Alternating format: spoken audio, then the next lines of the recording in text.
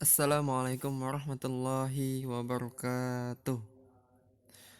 Hamdan wa syukran lillah amma ba'. Alhamdulillahirabbil alamin. Wassalatu wassalamu ala asyrafil anbiya'i wal mursalin sayyidina maulana Muhammadin wa ala alihi wa sahbihi ajmain amma ba'. Rabbi israh li sadri wa yassir li amri wahlul 'uqdatam min lisani yafqahu qawli amma ba'. Baik, langsung saja. Nama saya Muhammad Husni, NPM 18520105. Di sini saya ingin mempresentasikan PowerPoint saya yang berjudul Diagnosis Kekeliruan dan Pengajaran Remedial Matematika.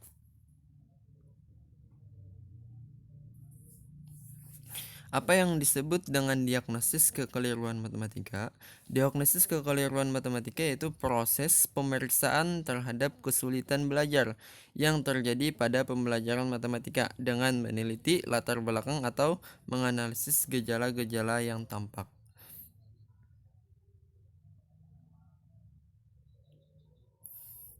Nah, teknik-teknik diagnosis. Pertama, kita melihat kepada nilai ujian dia, nilai ujian si anak. Misalkan ya ujiannya baik, berarti pencapaian dia berhasil, dan kita mengajar akan terlihat jelas karena hasil belajar anak memuaskan. Akan tetapi misalkan nilai ujiannya rendah, berarti ada gangguan terhadap si anak atau di guru tersebut, apakah kurang penjelasan atau bagaimana. Selanjutnya ke B, menganalisis hasil ujian dengan melihat tipe kesalahan yang dibuatnya. Nah, jadi kita menganalisis hasil ujian ini tadi. Pertama tadi kita melihat nilai ujian. Yang kedua, menganalisis hasil ujiannya dengan melihat tipe kesalahan yang dibuatnya. Kita melihat cara-cara anak mengerjakan matematikanya bagaimana. Oh, misalkan cara si A salah di caranya di sini. Kita cari, oh kesalahannya keseluruhan anak tuh lebih nampaknya di mana. Oh, berarti di situ kita lebih kurang dalam menjelaskannya. Oh, di sana nanti kita akan lebih menjelaskan. Selanjutnya yang C, observasi pada saat siswa dalam proses belajar mengajar. Nah, kita minta kepada guru untuk melihat bagaimana proses belajar mengajar yang kita ajarkan. Apakah siswanya memperhatikan atau tidak? Apakah siswanya bosan terhadap kita ketika kita mengajarkan atau tidak? Selanjutnya, memeriksa buku catatan pribadi yang ada pada petugas bimbingan. Nah, di sini kita memeriksa buku catatan pribadinya. Apakah dia itu menuliskah ketika kita menjelaskan atau dia tidak menulis sama sekali kah? Kita lihat bagaimana respon anak terhadap kita. Apakah dia buku catatannya lengkap atau tidak.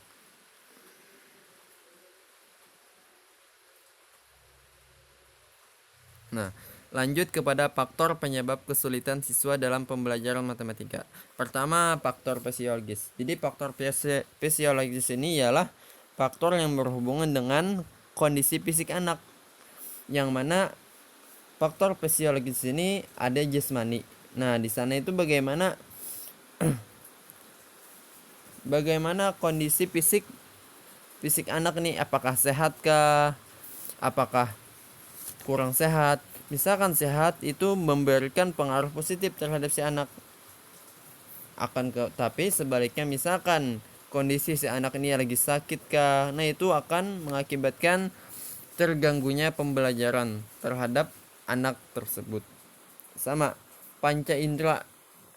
Nah, panca indera di sini sangat berfungsi dengan baik, akan mempermudah aktivitas anak. Misalkan berfungsi dengan baik, misalkan anak ini pendengarannya jelas, matanya nampak melihat, maka dia akan mudah dalam proses KBM-nya, proses belajar mengajarnya.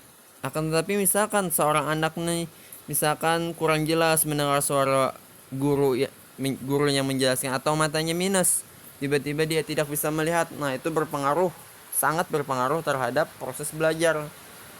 Akhirnya si anak tidak bisa dapat menangkap pembelajaran tersebut. Selanjutnya, faktor sosial. Nah, faktor sosial di sini yaitu faktor sosial lebih nampak kepada keluarga, teman di kelasnya, sama guru yang mengajarkannya. Sama satu lagi itu lingkungan sosial masyarakat. Jadi bagaimana kondisi sosialnya terhadap keluarganya. Misalkan ada keluarganya broken home, nah itu berakibat juga terhadap si anak. Sama misalkan temannya di kelas, temannya di kelas mengganggunya, itu sangat berpengaruh terhadap proses belajar mengajarnya. Sama gurunya juga, sama lingkungan sosial masyarakatnya. Setelah dia pulang sekolah, dia itu termasuk keluarga yang bagaimana. Misalkan dia termasuk keluarga yang kumuh di lingkungannya, maka teman-temannya misalkan gelandangan, itu berpengaruh terhadap proses belajar si anak. Selanjutnya emosional. Faktor emosional yaitu faktor yang mana dia lebih kepada emosionalnya.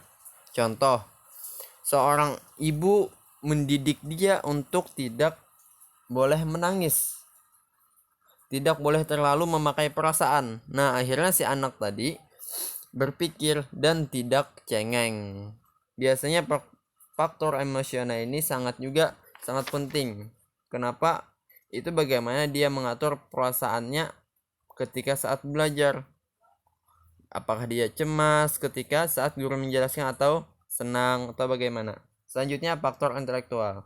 Nah, faktor intelektual di sini ya yang sangat berperan ketika proses kegiatan belajar mengajar. Karena proses ini lebih banyak mengandalkan otak berpikir, cara berpikir anak bagaimana. Karena setiap anak beda-beda dalam segi menangkap pembelajaran. Ada yang cepat dan ada juga yang lambat. Selanjutnya yang terakhir yaitu faktor pedagogik. Nah, faktor pedagogik di sini lebih kepada guru. Bagaimana pengalaman seorang guru dalam menyikapi anak didiknya. Karena faktor ini lebih kepada bagaimana pengalaman seorang guru, bagaimana motivasinya terhadap anak, bagaimana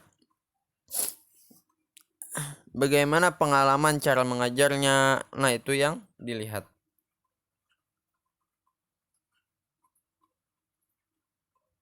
Selanjutnya pengajaran remedial matematika.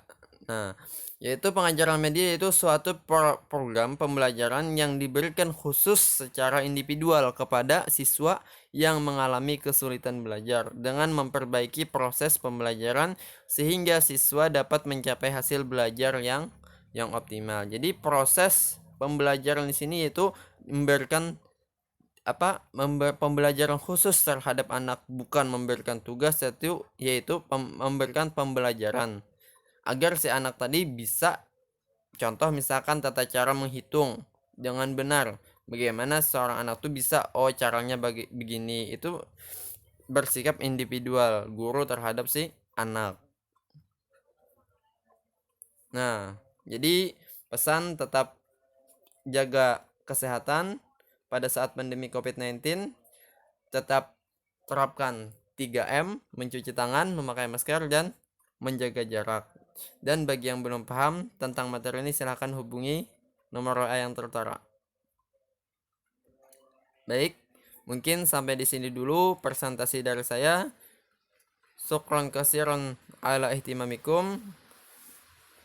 Terima kasih atas perhatiannya. Semoga bermanfaat. Mudah-mudahan pembelajaran ini dapat memberikan ilmu terhadap kita, dan mudah-mudahan kita semuanya dalam keadaan sehat walafiat. Wa akhiran, wassalamualaikum warahmatullahi wabarakatuh.